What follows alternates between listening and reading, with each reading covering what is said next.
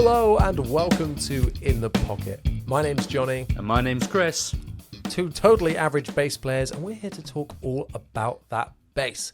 As well as answering your questions at home, each week we take a look at the latest news, break down some tones, all to give you the lowdown on the low end. Chris, how are you, my friend? I am absolutely bloody wonderful. How are you on this lovely Wednesday night, I'm going to say? Yes, I think... There we go. Yes, it is Wednesday. I listened outside, the birds were saying, yes, it's Wednesday. Coming to you live. This just in, it is Wednesday.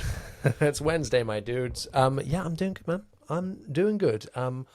Had a big delivery yesterday of lots of basses, which are all on my wall now, which you can kind of see. You did you had a very impressive package come through your front door. Very nice indeed. My God, my goodness. And now it's all mine to gobble up by myself. I have a package literally next to me, and I could open it on the podcast right now if you wanted me to. Oh my goodness! Well, start doing it now. Okay, I'll talk through my start doing now. I'm intrigued to know what it is. It'll take literally 2 seconds. Go on then. Listeners of the podcast will not be happy. Just a load of rustling and excited boys. I was going to say my two favourite things, but I think I'll redact that. Nice. Bentley. Mercedes. We've turned into some kind of advert. I'm obsessed with that TikTok, by the way. Fragrance now. Right, all right, I've got them. Are you ready, Jonny? Yep. I'll take that as a yes because you're frozen. Well, I said yes, then you froze. So. Oh no! Are you back? I'm back, baby. Let's show me what you got. Oh! Wow. Thanks for that. Thank you so much for that. You really ruined your day. Upside down. I think you enlightened us all into who you truly are. Yeah. Not big into that. No. There was guitar strings for all you people at home. Not bass strings. No. There were 6 of them in that little cheap, inexpensive packet. I got to be honest with you. These are the Spenny strings. Like, these are DARLAH MYXL guitar strings, 10 to 52. These are definitely on the Spenny side of bass strings, of strings in general. These were like 11 quid. 11 quid? I was over the bloody moon that expensive guitar strings are this cheap. They're like half the price of normal bass strings. I know. I was over the moon, but no, I am broadening my horizons a little bit as the working musician. Oh wow! Yeah, You giving up? You've given up? No. I was just thinking the other day. I have 11 electric guitars upstairs, and I see loads of posts online being like, "We need a depth guitarist. We need a depth guitarist. We need a depth guitarist." And I'm like, I can play. Because they're unreliable. You're telling me. All the reliable ones are now bass players. Hello. But I thought, if I can double the pool of paid work, I'm going to do it. Say pool again. Pool. I've just done a poo in the pool. I've just done a poo in pool. Thank you. Yeah, but, that makes a lot of sense, you know. I'm just doing a bit of experimentation. Like, I have picked up a guitar in recent memory, but I can't. It must be like for 10 seconds at a time. I played one chord on the DARLAH, on an upcoming DARLAH single. And is it the best chord? No, it's just like an atmospheric part that was on the demo, but I came up with the guitar part.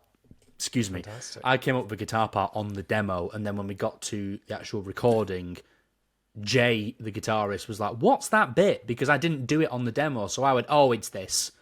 So I'm give it air. I'm on it as a session guitarist. And then Jay recorded all the bass, I'm assuming. Perfect. Yeah. No, that was a computer. That was MIDI. Nice. It nearly was, actually. It actually nearly was.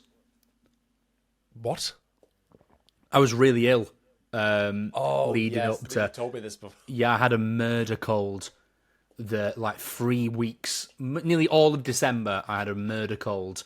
And then we recorded in the first week of January. I think we went down on New Year's Day or the day after to record. It's my favourite day to go down. Hell yeah. Ka-chow. And I was absolutely sick as a parrot. Like, I only got, like, back to, like... That is not a phrase. Sick as a parrot. Yeah, it's a phrase. That must be another northern thing. Sick as a parrot. Is it Sick as a dog? parrot? I've heard. No, I'm pretty sure sick as a parrot. Sick as a parrot. I swear that's a phrase. He'd be sick as a parrot. Oh, he'd be sick as a it down parrot, here. he is. But yes, I was really, really ill, and like, I almost couldn't play the parts on the EP because I had such a bad cold. But luckily, My God. we had a really good producer, and look, I got through it. Is the important part of the story. But for a bit, I was like, guys, if I can't play this, it's gonna have to be the MIDI we used for the demos. Oh no. Which would have been heartbreaking. Yeah. But yeah, luckily we got through it in the end. But I have been in bands where I've been the bass player and I have not played on any of the material, any of it. Someone else has played. Shame. Yeah, someone else has played bass on it, and I've been told to just say I played bass on it. Fun, innit? Don't be in a band. Good stuff. Really good. Anyway, stuff. Yes, guitar strings. Shall we move away from guitar strings? Yes. And talk about some lovely questions that we've God, got on the podcast today. please. Yes, end my suffering. Yes. If you at home want to get involved with this very podcast and ask us some questions, please go and follow us on Instagram at InThePocketPod. Go and do that, and you will, your life will be so much better because you can ask questions for this podcast, just like this next person. That's where you ask the question. Oh yeah, it is, isn't it? Oh dear, my phone that I have the questions isn't next to my laptop, but I remember the question. I believe this week's question, Johnny, was pretty simple. It was our thoughts on block inlays on bass. Ooh. So I actually go in and like on and off with block inlays quite a lot. I think on some basses, looks so good. Okay. Love it. On some basses, I'm like, it's got to really suit the bass, I think. Overall, Okay. I'm in team block. I'm in team block inlay. I'm a fan. My favourite kind of block inlay is on a rosewood fretboard and with like a pearloid block inlay, like a 70s jazz, like with a rosewood board, like that kind of thing, with a white binding on the fretboard. Oh! That is my favourite. What are your thoughts? I agree with you 100%. I lean towards team block over team not block, but it does depend on the bass as well. Like, for example, I don't think I'd like blocks on my Stingray, or I would like blocks on my Godan, which is a rosewood neck. Well, no, because I'm about to contradict myself. I would absolutely love block inlays on my jazz bass, though. That's block the thing. inlays. I think it's got to be a jazz. Yeah. Right? However, I would also kind of really like black P bass, maple neck, blocks on the fretboard. Yes, that's cool. I think on a P bass it looks a bit funny. The 70s Squire P bass has got the classic vibe, and yeah, like it's a vibe as it's It's a classic vibe, suggests. if you will. Yes, absolute classic vibe. But yeah, it's not. I don't know. It's a jazz bass thing for me personally. That's where my 100% jazz bass, maple neck. I'm gonna say a bass I would really like to own is a white jazz bass with a light pearloid pick guard, or like the TV, that mint green or TV yellow pick guard, black pickups, roasted maple neck, and headstock. That's the same material as the neck. I don't want it to be matching the body, and then it's like I said, it's a maple neck with block inlays. I think you can make that happen one day. I think we could make that happen. I think that's a very, very, very low expectation for a dream bass. White. I'm more white. White bass, please. Fantastic. Well, I think that pretty much wraps up our thoughts on block inlays. Overall, we're team block. Not Absolutely. cock block. Team block. held to the air. Fantastic. Let us move on to our next segment. That is the news. It's been a while.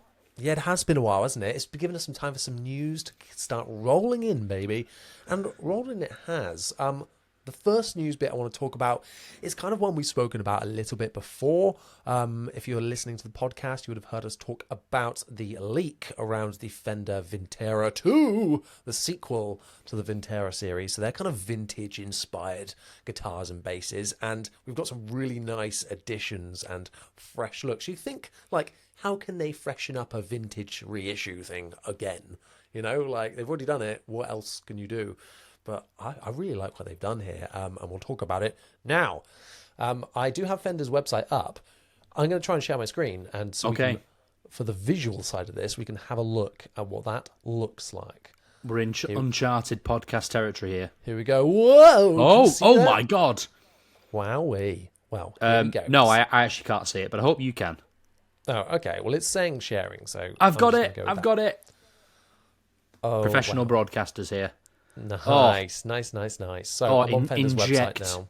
Inject that jazz bass into my veins. Right, that is so nice. Let's take a look at that jazz first. This is the 60s jazz bass. We've got it in Lake Placid blue with a lovely taut pickguard on that. No, I don't want 5% off, Fender. Thank you very much. Gosh. It comes in black, which is, classic 60s look, and a Fiesta red, of course. But, I wish that was a taut pickguard so bad. I've been gassing for a Fiesta red jazz bass at the minute. I'm tempted to refinish my Galari in Fiesta red to mod it, because I like everything about I'd like bass. a Fiesta red P bass with like a taut pickguard, because that's like the Pino Palladino 100%, like look. Yeah. Oh, those block inlays on that. What was that? Was that a Jag? That was a Jag. I know it was a guitar, yes. but that was a good example of block inlays in my opinion. 70s Jag. We've got the Bass 6, cool. your favourite bass. Yes, my favourite. Yep, Yeah, love our that. friend Matt Parker Anyway. will be getting one of those. Comes in Move on. lovely blue. Moving on. The Mustang as well. You can see the prices all down here. They're all kind of as to be expected. We've got an orange one with competition stripe and the blue. But look, I didn't know this about it. I saw someone playing it today. It's a burst. What? Look, it's got a slight burst to it. You see that? My goodness. So that's Johnny. something a little bit fresh. Listeners of the podcast, it is my birthday next week. I thought you can say I'm fully erect. Your words, not mine. It is your birthday this week. Next week. It is. This weekend. Birthday boy coming up. So is that the one? Actually, I've just come up with a really good excuse. We were discussing a thing that we will not mention to the viewers about, where we needed to go somewhere, but we needed a reason to go. Yes. What if said reason is Chris would like to try some short scale basses? Oh yes. Yes. And back to the subject. Content on it. The star of the show, by a long way, in my opinion, is that 50s precision bass. Oh, it's my favourite. That's the Squire. You know, like that's what it's modelled on, and that is my dream bass. I love it. The blonde, gold, and maple. That is a killer combo. These are going to have chunky boy necks, of course, but it's just so good looking. I love it. Then we've got the 60s bass as well, which is classic. Which looks colours, great. Great too. I would like to add. However, you prefer that 50s position? Oh, and the Telecaster bass is super cool as well. But we'll get onto that in a minute. yes, just quickly, that 50s precision bass. Do you prefer the gold? I assume. Yes, I prefer the desert sand to the black. Yes. Oh, nice. I prefer the black. Ooh, the black is still killer. Only by a little bit. And for me, it'd be important to see that pickguard. The hue of that will really determine it, because there are some basses that do this effect where it looks terrible. But this one looks 100%. like it doesn't. Totally. Like that Schecter, the one that the one we spoke about, and like the hue just wasn't right. And look at the hue even on these pictures here. It looks darker there. Oh, it looks different in those two pictures, even though it will be the same pickguard. Yeah, it's interesting. It's like the lighting is slight, but yet the colour of the neck is exactly the same. So it's definitely a different colour. that'll be the thing with like. That's a problem with gold pick guards is that they're lush if you get them from the right angle, but from another angle it looks disgusting. Like, You know what? Like, wow. You know what's a really good pick guard? What's that? Oh, I just realised I can't say it. This will be the third time I've mentioned a guitar on this podcast. Oh, come on, 3 strikes and you're out. I know. Right, new podcast host from next week. I'll be quick. I've got a Fender Strat upstairs. It's called the Rustic Ash Fender Strat. Google it. It's like an exposed wood grain body with this like untreated copper pickguard. And depending on the light, it's like a really dark copper, like really dark, or a super bright purpley red. Oh, I'll show you. It's cool. I recommend Googling it. I would love them to make a bass with that exact aesthetic because it's a cool I feel like there's guitar. so much more they can do with aesthetics, you know, even just color combos. Like, let's Yeah. see some more. Finishing up the Vintera Yes. range, we've also got this Telecaster bass as well, which is new, in a vintage white and a surf green. I think loads of people will absolutely love this. I don't love mudbuckers in that position, but that's going to be very Never tried specific one. kind of sound that you're going to go for. I found that I really like that style of humbucker in the bridge, like the Squire Rascal. But yeah, the neck, not so much. If you're into that sound, all right. good for you. Never tried one, but that would be really cool with a like a single rail pickup or a P bass pickup in a Telecaster body. Yeah, That looks really cool in my opinion. Big win in my opinion, and I am usually very skeptical of anything Fender bring out ever.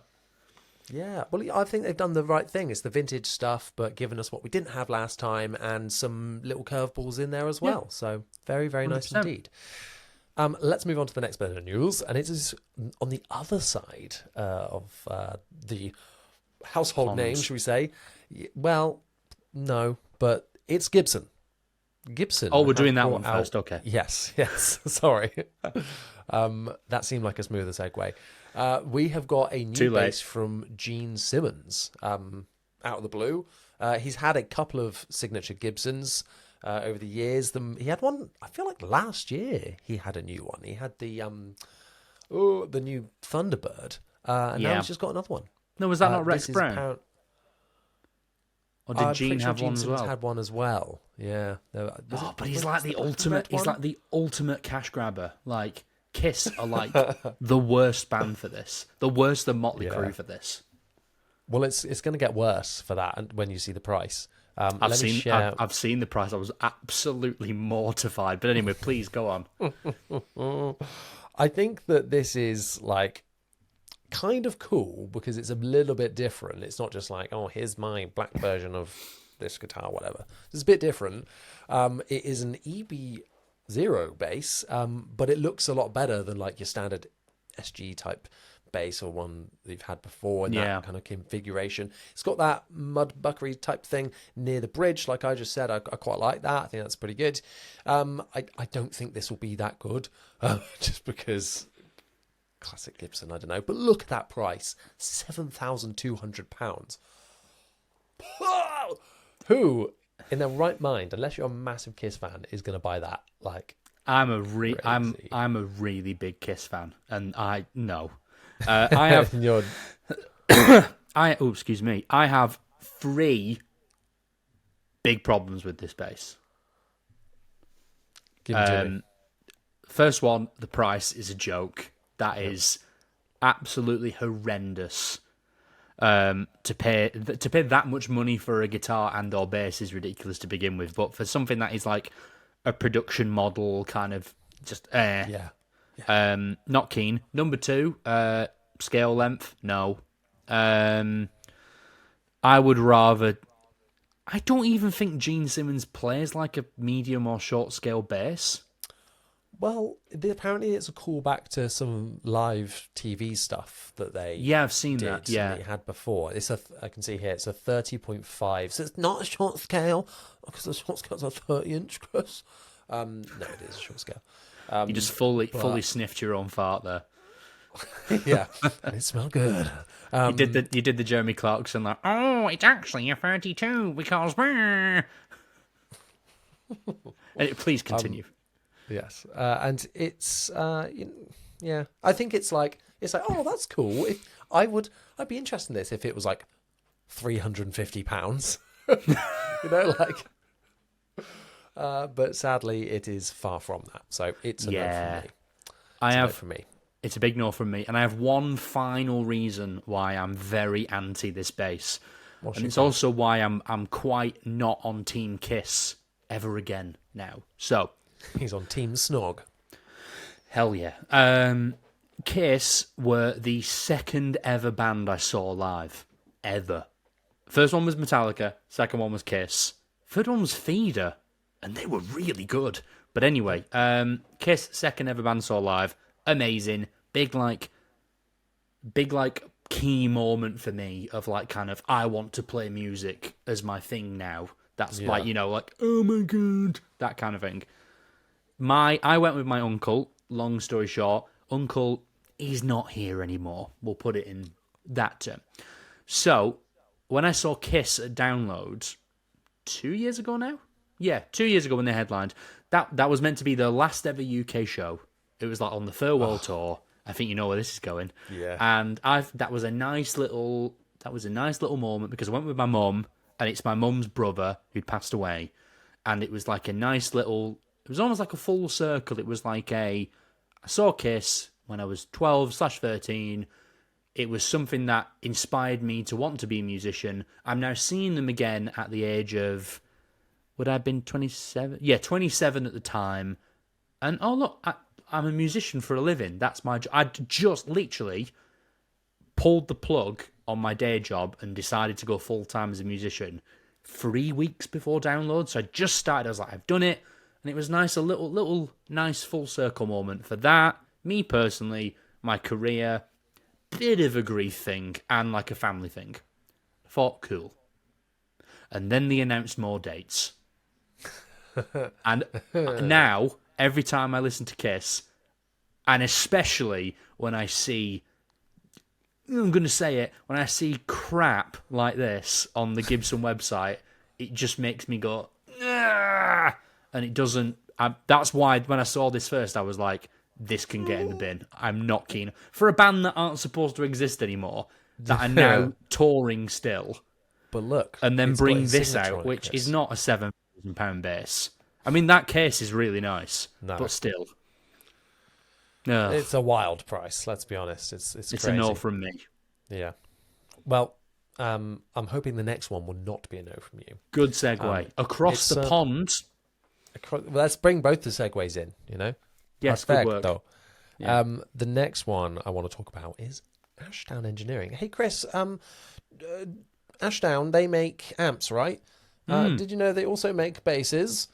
Seems like not many people do. Yes, but for the sake of this, I will go, no, I didn't know they made Well, it seems like not many people do, because I posted about these today, and some people were like, what? Today I learned this. Yeah, they make basses, and now they are stepping into the affordable market. They had done a couple of their own basses before that were upwards of £1,000, more. They were just starting out, so they can't really go full mass production straight away. Now they've got the experience under their belt. We've got some new basses from Ashdown, the Roasted series. So gives it away. There's all with roasted maple. Roasted maple must be going cheap or something. It really. There must be so many. Maybe Wilco's were like the main supplier of roasted maple to the world, and they've gone bust. But do you remember Rosewood didn't Rosewood become like an endangered wood? Yes. But now it's fine again? It's becoming fine again because they've planted more trees, I guess. And that's why we saw a change to like laurel, Indian laurel. Yeah, and like Wenge went everywhere. And my personal favourite exotic wood, because it's the best name ever, Panga Panga. Panga Panga. Oh, my Panga Panga's gone everywhere. Yeah. Oh God! Darling, I've burnt the Panga Panga. It's all over the Panga Panga. It's going to taste horrible. It's a bit Panga Panga-y, this. Anyway, Ashdown, yes. We have got 4 models here. You can see on my screen. We've got the Roasted Lowrider. This is their Thunderbird type bass. This is the one I was most excited about when I saw it at NAMM back along. passive bass, just two humbuckers in there in a neck and bridge position, brass saddles. It's awesome. Yeah, really cool, affordable version of a Thunderbird, because, you know, otherwise you're looking at Harley Benton, and spoiler alert, I think that bass is a bit crap. And then the Epiphone one is fine. So yeah, a nice new competitor for that one. We've got the Roasted Saint, which is like their bread and butter, like PJ bass, in this really cool, the Saint body shape that they've got. No active electronics on any of these, and it comes in these incredible colors, this ice blue, an onyx green, and a shell pink, all for £329. It's a cool green. So really cool green. We've got the Roasted Saint Soap, and a short scale version of this one as well, both for £300. I'll just click on this one for the sake of it. This is my personal favorite now, in this green. Whoa, so good, so good. The single, there's just the single pickup in there. It suits the short scale thing as well, because they do it in long scale and short scale, both for the same price. That's good to see. Yeah, really, really cool. Although it's less wood, so you would think they'd charge more for the long scale. I always charge more for less wood. So that's all fine by me. These are Inquire available within. for pre-order now.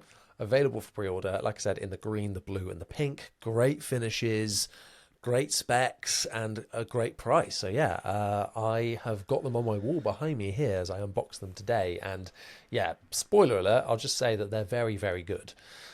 So I'm excited to dive into these a bit more and showcase the tones that they've got under the hood, because from the outside they look amazing, and for a great price. So looking forward to hearing everybody's thoughts on these. I've just spoken for a lot then. What do you think about these? I think they're onto a winner. Obviously they've got to be good, but you've played them and you say they are good. Yes? Question mark? Yes. So I think if they're good bases at that kind of like £300 to £400 mark, that's really great for like kind of I would call it like your first proper bass, in air quotes. Like, you might just be starting out, let's pretend you're a teenager, you've got a bass for like Christmas or whatever as like your first thing. Your parents might not want to invest like £300 to £400. Maybe they do, which is obviously great, but mine didn't.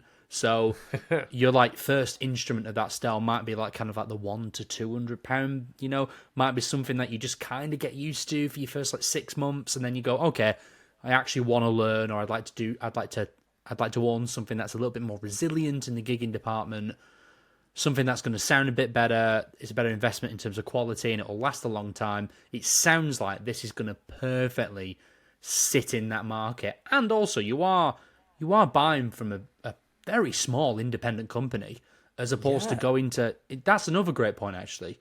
It's really great to see a small independent company be able to be this competitive with cost. Because if you compare them to someone like Squier, Harley Benton, even Sire to an extent, you know, they don't have They're that just not huge comparable in terms of size. You know? No, isn't Totally Ashdown like 2 guys or 3 guys? Ashdown, I think in total, the entire 5 company guys is like 8 employees. Apparently. I was hoping it'd be 5 then, so I could make a joke about the burger chain. But look, like 5 less than 10 employees compared it's like to 5 guys going up against McDonald's. You know, absolutely. And I'm not a man of economics or staffing or HR, but I'd like to think there's a few more than 8 to 10 people working for, say, Harley Benton. Although it would be funny if Squier was like 8 geezers and that's it. They're like, can't believe we're getting away with this. Well, I can't believe it. No one knows. There's only one guy at Fender. But yes, Defender. But anyway, I think this is good. I think this is good. I think this is a good win. They all look good. They're unique enough to sort of stand out in terms of the design, but at the same time, you can see they kind of fall. They're safe options in terms of the design, but they're just interesting enough to kind of like separate themselves from like a J bass, a P bass, and one that looks a bit like an SG, that kind of thing. Yeah, and at this price range, like, it's sensible to keep them spec fairly simple, because then you concentrate the quality in the fundamentals of the bass. The stuff that matters, yes. If it's I'll call it bog standard, but I mean it in a good way. If it's like bog standard PJ passive electronics, it means more money has gone into a decent bridge, a good neck, good electronics, as opposed to if these were active, it would be like, ooh, where have you cut the corner here to make it active for this price? Exactly. Well, that's all the news that we had for this week. And let's move on to our second question. It's time for question number 2. My favourite number. Hell yeah. Who are your most inspirational non-bassist musicians? Jonathan Dibble to serve. So when I read this question, I've kind of thought about it from like, well, there's a couple really. I mean, thinking about it from a playing point of view, like there's loads of players that I really like that aren't bass players, of course. Like there's drummers that I really like. There's singers that I really like. I'm gonna say this one because I've never heard somebody talk about music the way that this person does, and that is Yvette Young. She's a guitarist from America in the band Covert, and she just, the way she talks about sounds and colours and how it's formed and how she puts it together and the textures that she uses is so interesting. There's a really good interview with her. I think it's on Anderton's actually, and yeah, I was just like in awe of her passion and like what she brought to it. She's obviously a very skillful player, and amazing at what she does, but like the way that she said about how she brings the tones together and the way that she kind of almost seeing textures like colours and how they mix together. I just thought that was amazing. She's really eloquent with talking about that kind of thing, and I got her energy through the screen. I was like, oh yeah, I felt really pumped after it. So that was the first one that came to my mind. A couple of honourable mentions, like Hayley Williams, like incredible person and vocalist. Like Zach Farrow, I think is an amazing drummer. Eddie Throw is an amazing drummer. Like there's so many out there that I could mention on a playing point of view. But yeah, I kind of went on a bit of a left field one a little bit, just based on someone that first came to mind, of someone that has inspired me in a moment, that in a way that no one else has. Very nice. Curious, how do you apply that sort of wisdom you get from Yvette Young, like that vibe she gives off? How do you take that knowledge and apply it to you as a bass player? So you saw that and you thought it was really interesting, and you gain inspiration from it. But then how does that filter down into you? What do you take from it?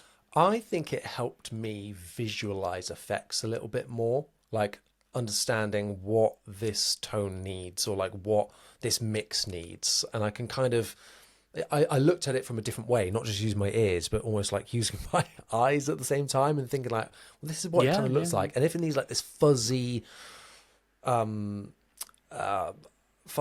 mid type thing, I feel like it helped me just reimagine how something looks, and always seeing it as like a sound wave type thing and thinking about how this texture will fit in here. It's a completely bonkers thing to explain to someone that isn't a musician, a really tough thing to explain even now. But yeah, it just kind of made me reevaluate how I look at sounds a little bit.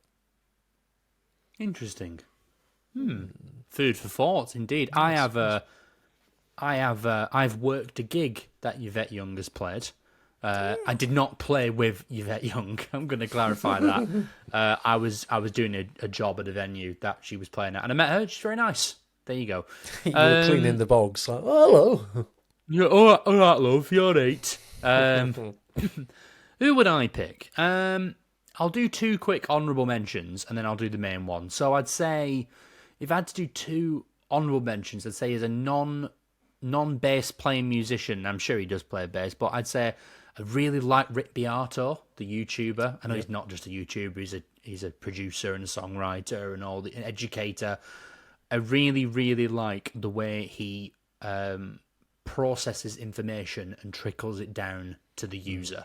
Like, he's so good. He has a series, I'm sure you've seen it, but to anyone who hasn't, it's called What Makes This Song Great. And what he does is he takes, like, a really undeniably good song, like Kiss from a Rose by Seal or Mr. Brightside. And Mr. Brightside is a good song, okay? All right? I mean, that is just a fact. Yes, you hear it every single wedding, and there's a reason for that. And anyone, and I'll say this right now, as a man who plays a lot of weddings, anyone who says, I don't like Mr. Brightside, it's really boring, play it at a wedding and watch what happens. Everyone goes absolutely mental. That, Sex on Fire, Dakota, everyone, Take Me Out by Franz Ferdinand, everyone goes, Chelsea Dagger, I'll keep going. That's the next one.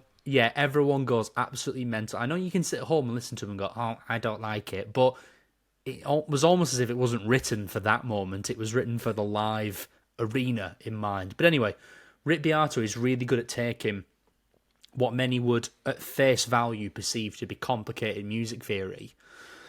Like, the singer is hitting the sixth against this chord, and he's dropping down to the third, and the reason for this, and all the layers of music. He gives you the actual theory, as in what's going on, but then he translates it into, they're doing this, and this is why it's to give this effect.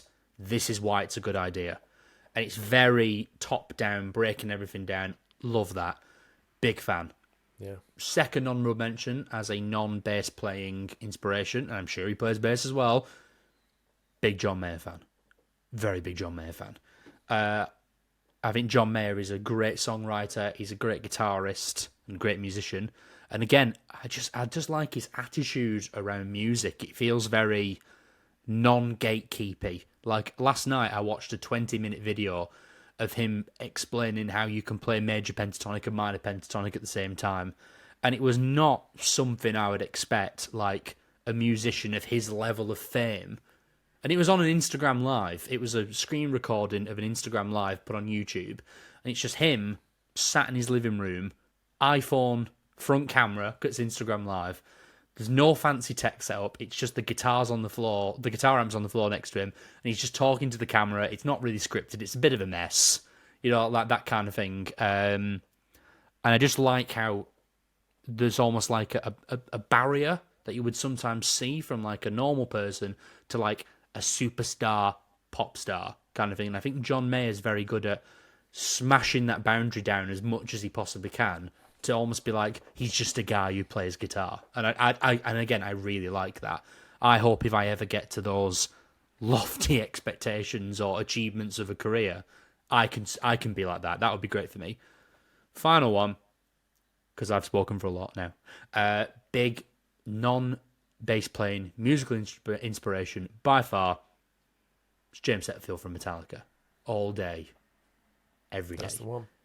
James Hetfield is my top tier main musical inspiration, primarily from like an energy perspective. And I'm not trying to get too philosophical here, but whenever I'm playing on stage, if it's a gig where I'm like performing, obviously if it's like a working gig, I tend to be a bit more reserved and pushed back, and kind of like, you need to know your place on stage at the same time.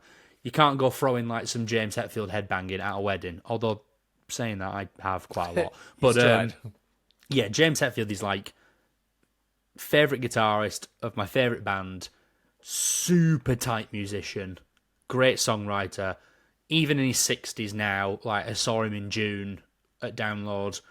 He's just got this like, it's like a wall of music, like a wall of energy that he just throws out while he's playing, and I really like that. And that's something like I want to do. If I ever get to that size of venue, I want to go like full Hetfield. That's like the goal for me.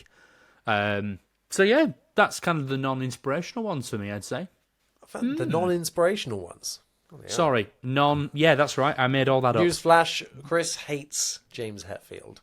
Exactly. Chris Horrocks hates Metallica. It was all a lie. See that on the front page. Bloody hell. Do not put that on Instagram. That's the title of the episode. Why Chris hates Metallica. Wow. Metallica fans hate him. Unlock the fretboard with these top 5. Well, thanks for sharing all of those. That was really, really lovely.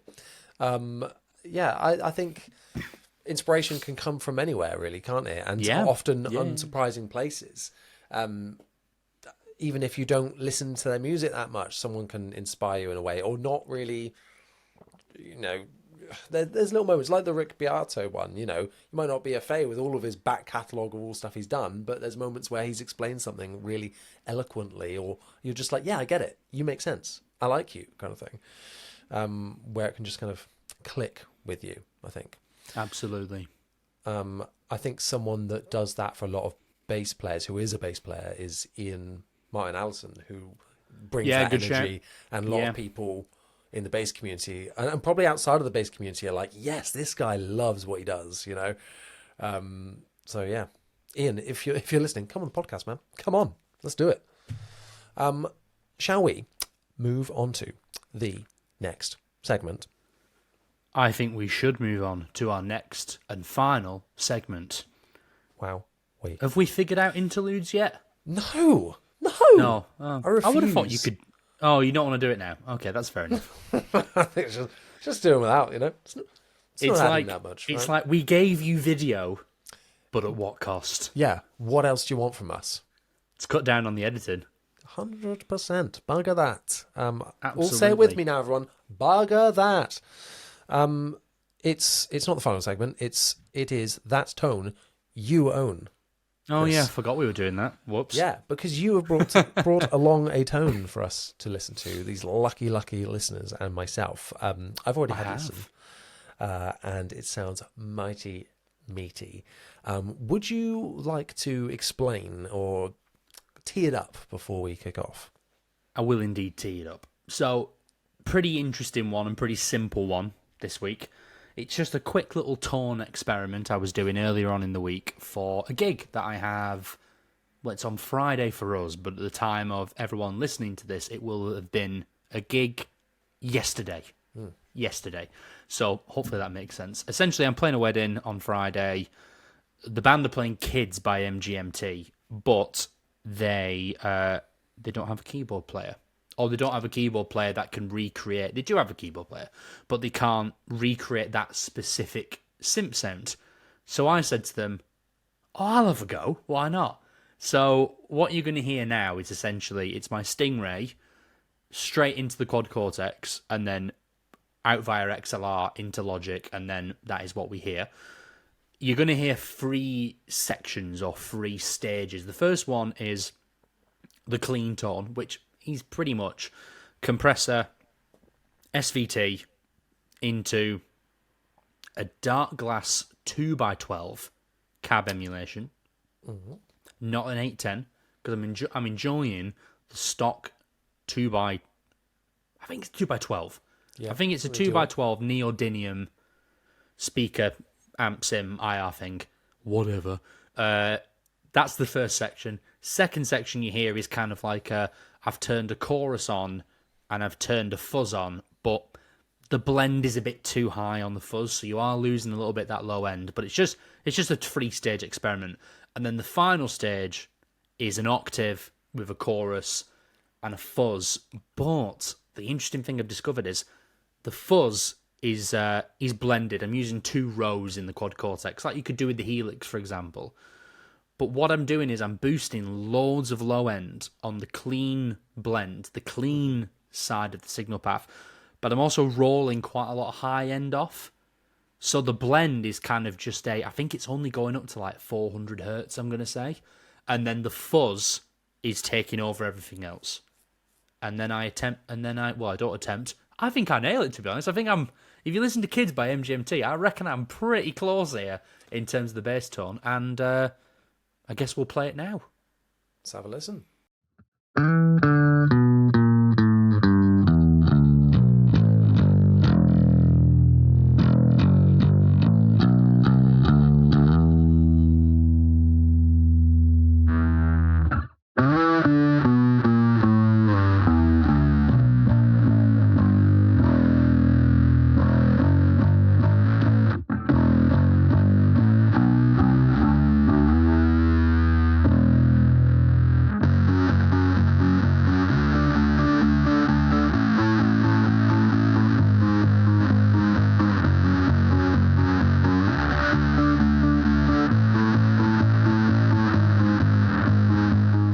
Do you know what? I haven't listened to Kids in a long time, the song.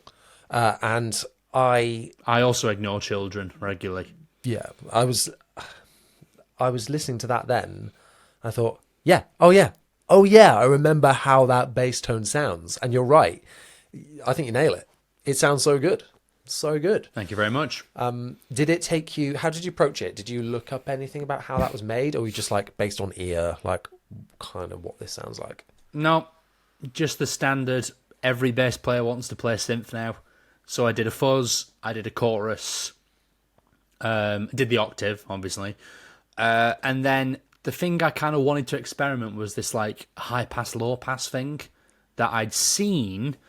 Ooh, who did it? I saw someone, and I've forgotten his name. He's I follow him on Instagram. I do subscribe to him on YouTube, so I think he's from Finland or Sweden. It's not Eric. And he did a demo on YouTube of this fuzz pedal that had a low pass filter on. Is it low pass? No, it's high pass. Oh god, which way around is it? Which one rolls? Which one rolls off the treble? I couldn't tell you. I couldn't tell you. I think it's a low. I think it's a low pass because isn't it meant to be? It only allows the low to pass through. Yes, it's cutting off the high. Yes, I think that's right. I always think like low pass, like low is like pass on the low. No thanks. Yeah, and I don't think it is that. I think it only allows the low to pass through. But anyway, this pedal had a filter option where you could essentially start rolling the top end off the clean blend of the pedal. Oh, good. So you could blend the fuzz. So let's say you could have it at 50-50, clean and dirty. But you could be rolling the high end as well off that clean section. So essentially what I am doing is I'm rolling the top end off like the DI sound going into the front of the amp, which meant the fuzz was doing all of the sound in the upper mid-range, but I was able to kind of try and keep as much of the low end as I possibly could, because it does suck the low end a little bit, the bass fuzz inside the quad cortex, so you do need to blend it in some way. It'd be cool if they'd make an actual bass fuzz with a blend. Wink, wink, Neural DSP. That would be revolutionary. Be nice, wouldn't it? In a product of that magnitude. But anyway, I digress. So yeah, once I got that together, I was kind of like, oh, that sounds cool. And then as I was practicing the tune, as I was practicing Kids, I was like, oh, this is like really close to the original. And then I think the only thing I might have done was I think I might have messed around with the depth and the rate on the chorus. And then by then I was like, this is more than bang on enough for my needs at this time. So I think I'm going to save that as a scene on my session preset on the Quad Cortex, which I should really put up on the cloud for people to download. So then whenever I need it, I've got this like kind of super obvious 80s, and also I'm finally watching Stranger Things, so synth is like my jam right now. Your favourite thing. I'm going to wind everyone up now just doing the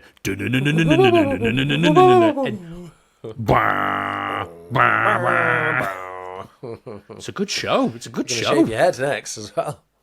And speaking one word, like, no. I'm only on season 2, so don't spoil anything for me. But it's a good show.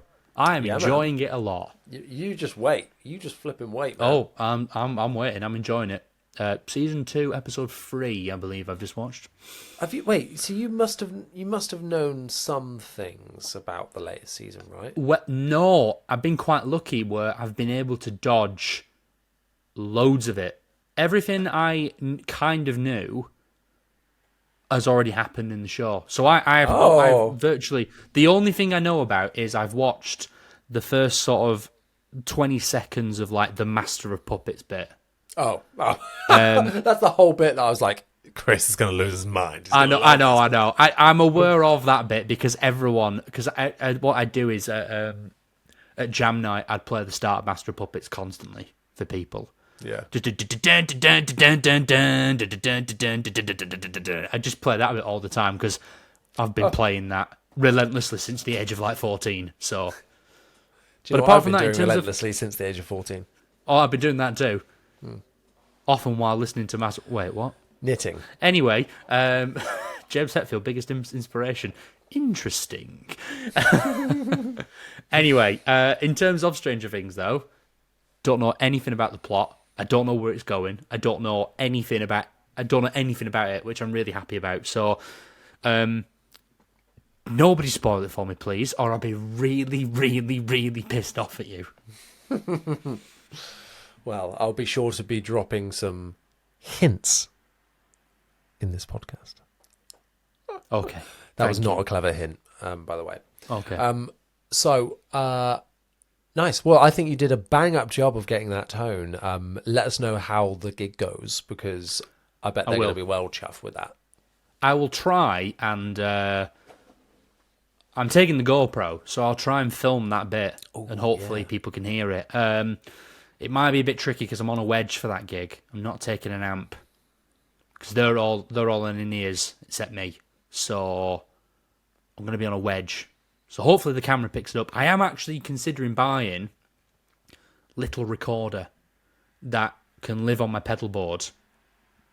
Oh no! And then just run a little XLR out into the recorder, and then I can record my bass at gigs and blend that in with the camera audio of the GoPro. Yeah, that's what I want to do. Yeah, because that's what I've built my rig around, kind of. Well, not around that, but yeah, it's a function because I've got a DI patch bay on the back of the mothership.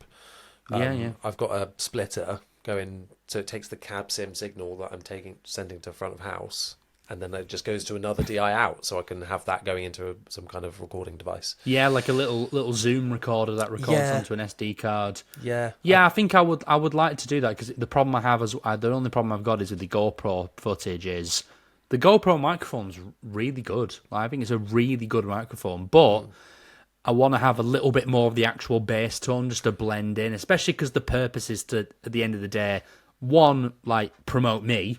Yeah. Sorry. Oh, God. And then also show the actual bass tone. You're like, here's what I use on a wedding. You know, I think this sounds good. Hopefully you do too. And because at the moment, all you can really hear is... Yeah. Well, it's but no matter how good the microphone is, unless it's like right up against the speaker, for our needs, it's going to be useless. So, I know the curse of being a bass player. Yeah. Nice. Well, speaking of curses being a bass player, let's move on to the next segment. Nice. Well, Johnny, it actually is the final segment. Wow. I know I jumped the gun earlier, but we're here now. It's time for the big bass debate. I'm ready. Oh, God. For this week's big bass debate. I'm looking at my phone, by the way, for those of you at home. Here it is. iPhone 11. Nice. I'm not buying the 15 because I can't afford it. No. USB-C would be nice, though. Anyway, big bass debate time. How do you define overplaying? And do you have any tips / tricks to spot when you are doing it? Overplaying, big red flag.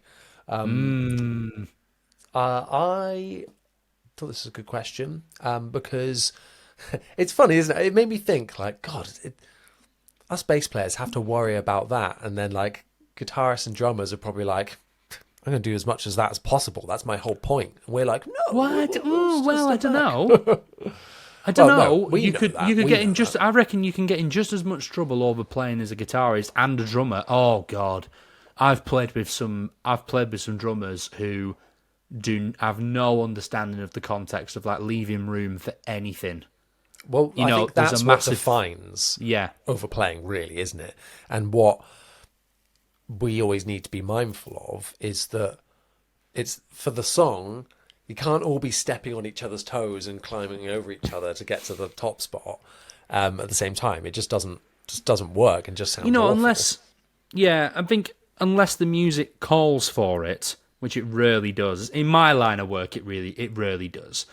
Like if you're in one of these bands like Van Halen or Mr. Big, these big like maybe overplaying is like a good thing at times. But even then, The big problem I have with overplaying is if you're a bass player and you put a complicated thing or a fill or something over the top all the time, the audience gets fatigued by your playing, and you sort of so if you're constantly playing a fill at the end of every bar, you are like raising the bar in what is like deemed impressive to the listener. So if you do loads of flashy stuff in the first 10 seconds, you've like ran out of room. Like you've run out of speed or anything, speed, impressive stuff. Whereas if you like locked it down all the way through to the start of the first chorus and put a good, tasteful fill that works around everyone else going into that first chorus, you'll smash it. Oh, and it maximises I think people exactly. And what I tend to do is, again, it depends on the situation. Is I will put more fills in towards the back end of the song. Like I'll make the parts a little bit more complicated. This is on wedding stuff where I can get away with it to an extent. By the time we're reaching that last chorus, I'm playing the part with a few little extra things, like there might be passing notes between the chords. There might be more fills in the last chorus than there were the first chorus. And that's kind of, I feel like your intro, your verse, and your first chorus introduces the song to the listener. And they need to understand what they're listening to first. And for that, I feel like you need to leave room for the main sections of the song. Mainly the vocal, standout melody, standout guitar part. You need to stay out of the way of that, in my opinion. But towards the end of the song, these themes have been established. And either, there is the odd chance that the audience might be becoming a little bit fatigued by hearing that key melody because they've just heard it for two other choruses and now we're going into the last one. So maybe this is a good opportunity for you to kind of, I don't know, it can be, I know we're talking about overplaying in terms of physical, the mechanics of moving, but it could be overplaying in terms of you're using too many effects. I would also define that as overplaying. So, for example, for the last chorus, you could be like, I'm just going to put a bit of drive on. Just to, not loads, just enough to kind of give the song a bit of variation and a little bit of oomph. Or maybe I'll play a little bit higher, but I'll kick the octave pedal on, so we've got this sudden lift of like, oh, there's more going on now. Those are good things. What is bad, in my opinion, is someone who is just doing too much all of the time.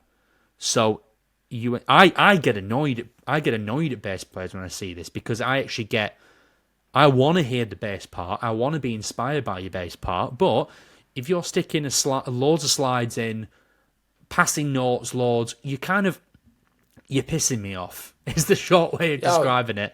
Yeah. And I think you're spoiling. I think if you're overplaying, you run the chance of one, spoiling the song, and the way I view it is you're almost being too self-indulgent. You're too much going, hey, look at this, guys. I know my major scale well enough to hit the sixth and descend down, hit the third of the next chord and transition into it. And I'm like, but we didn't need to do that. And actually, yeah, good for you. You know how triads work and you know how scales work. Cool. It sounds shit.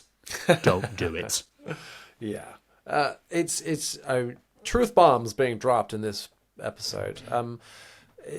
It's totally true. And I think that doing the thing that progresses the song as it goes along is the best way you can kind of do that. If you like to do flashy bits, it's not all, don't put all your eggs in one basket and just like drop them all at the start. Sprinkle them on throughout, and tease build me. up. Yeah, tease me, baby. That's what we want, and there's nothing better. And I even with like backing vocals and things like that, like you want the last chorus to be like the biggest one. I've been in band situations before where there's been three of us on vocals, one person the lead, another person's kind of doing the main harmonies, and then I was kind of there doing some other harmonies and backup bits. In bits where there isn't like 3-part harmonies, they're like, oh, why aren't you doing the backings on that bit? I'm like, well, it's the first chorus. And like nothing else is changing in the last choruses. So if I come in with another backing in the last chorus, it's going to elevate it. And like it's simple songwriting, you know. And the second verses in songs sometimes change it a little bit, you know, or melodies change, and you start getting little motifs that will then repeat in the bridge section later on. You know, it's things like that. And the bass should think about that as well. It's a songwriting thing. Absolutely. And it can be as simple as the first chorus. You can be playing like quarter notes and just letting them ring, you know, just going, you know, like 1 and 2 and 3. But then you can move on into the last chorus and be more driving, you know, like 1 and 2 and 3 and 4 and 1 and 2 and like add more. It's about like the overplaying is. So the question is, we have to define overplaying and then figure out what we do when we do overplay. Because sometimes we do, you know. I've been guilty of doing it. Like, you know, I play at a jam night where it can be really easy to just go, I'm just going to do this and just rip over everything because who cares? It's a jam night at the end of the day. But that's not fair on the person who's got up to play. You know, I want to let them shine because like I'm there to serve you. You've got up and you want to play at this song. I'm there to make sure you have a good time, not make sure I have a good time. Because I'm here for work. You're here as like someone who's had to have a good time. I said have a good time quite a lot then. Are you having a good time? But I think no. But anyway, the definition of overplaying, I think, is adding unnecessary additional notes, rhythms, textures when it is unnecessary, or I'll go one further, is a detriment to the song as a whole. There's nothing worse than listening to a song, and I've heard it on songs that are, you know, released, and you know, we're tuned in to listen to the bass, of course, and it's when it takes you out of the moment, like, and you're like, I really didn't like that, or like, there's too much going on, or like, this would sound so much better if you're just doing it normally. And in the studio once, I came to that realization a couple of years ago, when I can't remember the song and what section it was now, but we had a moment where the drums were doing something like building up, going really fast, and I originally was kind of following that, you know, it's plain and simple, and then building up and going faster and faster, and the producer was like, do you know, can you try not building it up so much and just hitting it like on the main beats, and it sounded so much better for it. And I was like, wow, that's just an example of like me wanting to do the complicated thing here, because thinking I'm matching the drums, this is going to sound great, and it just which is usually the best. Like, I try my best to match the drummer as much as I can. Rule of thumb. You know, I'm trying to. You don't follow the guitar, follow the kick drum. That's like that's what I try to do at least. But it makes sense that you would want to do that. I would want to do that. And I think most bass players would. That's what I ended up doing. That's what I ended up doing, is just following the kick. Because the kick was just standard. It was more like the bombastic snares that were then, and then what the guitars were doing. But actually, it sounded far cleaner and just more solid by just following that. And that was a simple version of overplaying that I was like, oh, yeah, like it doesn't always sound better.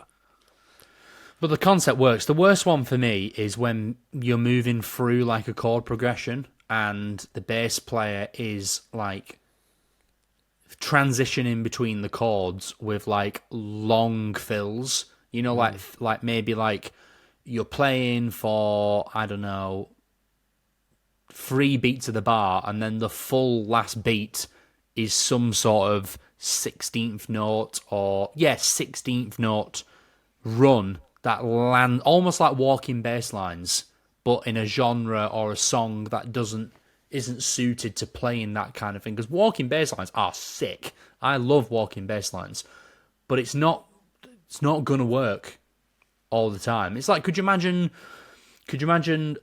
doing a wedding and playing "Don't Look Back in Anger" by Oasis, which is C, G, A minor, E minor, F, G, back to C. That's the chord progression. You could have said any letters then. I would have been like, oh, cool. Yeah, okay. That's the chord progression. G, J, H. Yeah. But that's the chord progression. And what the bass just does is it just goes C, C, G, G, A, A, E, E, F, F, G, G, C. That's just what it does. It stays and it jumps between. Could you imagine, though, if it was like C, G, F, E, D, hit the G, climb. Do you know what I mean? Like running through triads, going into, we're going down into this one, then we're going up into the next one, then we're going down into the next one, then we're sliding.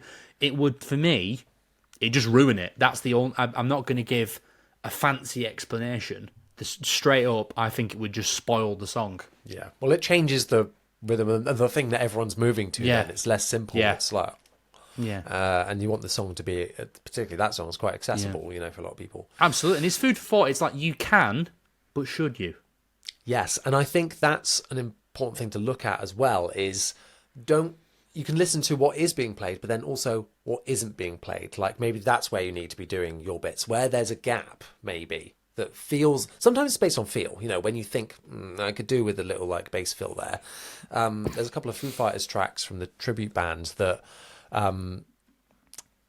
where there's moments and in the song there's a fill, and it's just perfect for it, because there'll be a moment where the vocals have done their bit, step back, and then it's just, and it's like perfect place for a little bit, and then back into the singing. When there's like on and off vocals, like I say, don't want to step on toes, don't want to step on anyone else, particularly the lead person being either the guitar in that moment or the vocals. It's a team effort. Go team. Absolutely, go team. We've got to be cheerleaders in these moments. And I think that's all I have to say, really. Yeah, me too. Oh, bloody marvellous. All right. I think that ties us up for this episode. Thank you so much to everyone that asked your lovely, lovely questions. Like I said at the start, please go and follow us on Instagram at InThePocketPod, where you can find our posts and find out who the latest guests are. You can suggest a guest as well. Who do you want to see? Drop us a comment, drop us a message, let us know. And you can also share the podcast around with your friends as well. Speaking of, please leave this a 5-star review on your listening platform of choice. It really helps us, the algorithms are reaching more people. So it's free to do, super quick and simple, but really, really helps us out. Again, if you're watching on YouTube, because yes, there is a video version of this podcast due to a high demand, you can give that a thumbs up and subscribe to the channel as well. That would also really, really, really help. Chris, my dear, where can people find you? You can find me quite literally everywhere under That Guy on Bass. And regarding the podcast, give us a follow and all that jazz. The bigger the podcast gets, the bigger the guests we can have on, which is very, very nice. Final plug, as always, please check out my band DARLAH. At the time of this coming out, we're cracking on. Our third single, Landslide's already out.